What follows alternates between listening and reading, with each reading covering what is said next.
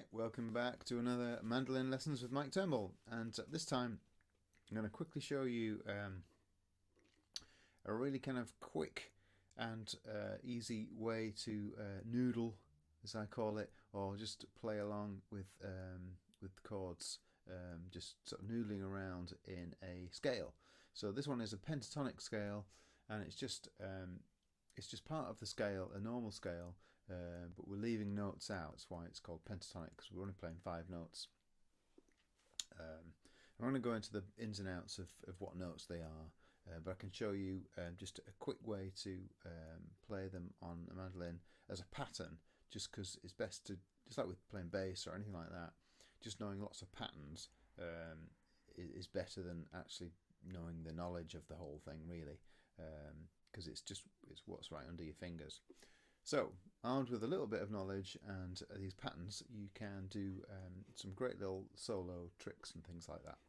So the first one I'm going to teach you is, we did a sequence in my last lesson, which was just a basic sort of muted chord structure in G, which is just G, C and D.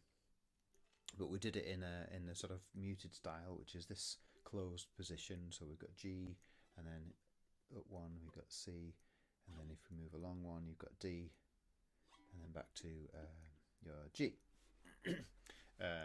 So it kind of sounds like this.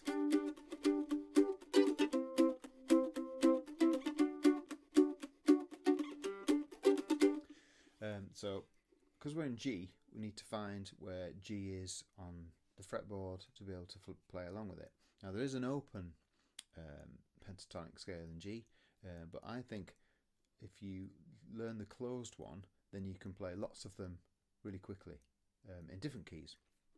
So if we find the G note on the fretboard, we've got our G open string here, but on the 5th fret along on the D string, you've also got your G. So if we do the scale quickly, it's there. So our pentatonic pattern in this closed position is fret. I'll do it as frets and I'll do it as fingers, and I'll explain that in a minute. So fret 5, fret 7, fret 9. So, and then on the next string down we go 5, 7 and 10, and the next string down 5, 7, 10, and then back.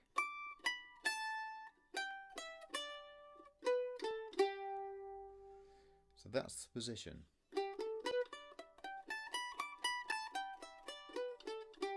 So 5, 7, 9, 5, 7, 10, 5, 7, 10, and that's your position. Now that works for anything. So that's G, and we can also do it in different keys, but we'll come to that in a minute. The other way I remember this is fingers. So I sometimes remember it as so we've got using 4 fingers. So I tend to use it like this way, sort of fingers 1, 2, 3. We know the spacing now. So 1, 2, 3, then 1, 2, 4, 1, 2, 4, 1, 2, 3, 1, 2, 4, 1, 2, 4. And I think that's the violin way of remembering the pentatonic scale closed. And I find that easier to remember on here as well. So going back to the different keys, so that was in G. So if we slide up one to find A, so up one tone, it's actually 2 frets. We do the same pattern. So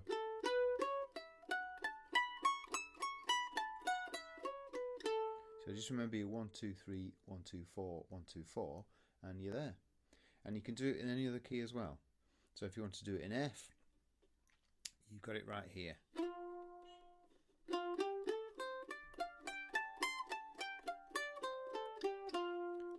1, 2, 3, 1, 2, 4, 1, 2, 4.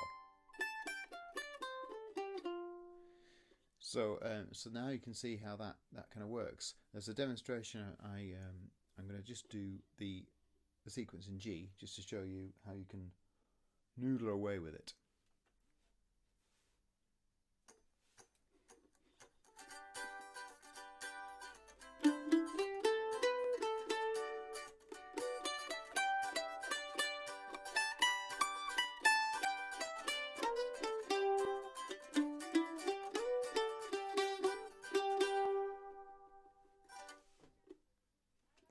So that you can see how it kind of works. And that was just G, C, D, back to G.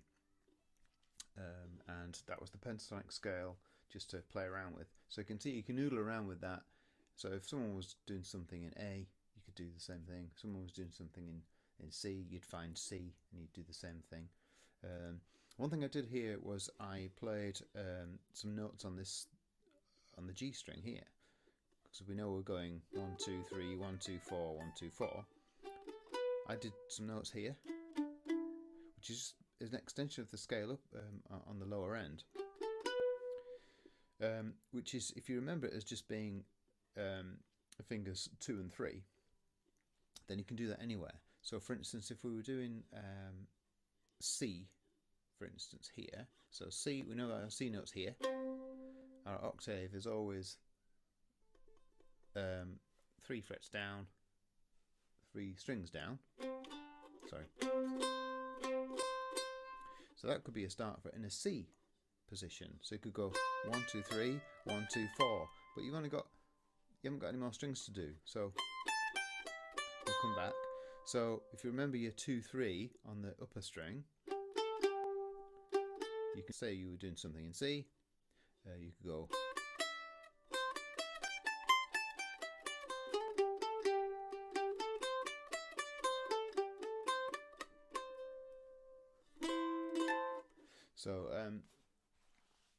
So just remember that you can play your extra little notes on fingers 2 and 3 on the next string above if you're ever in that position.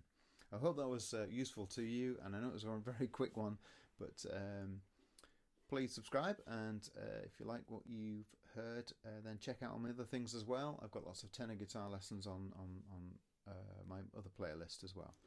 So hopefully I'll see you soon. Bye.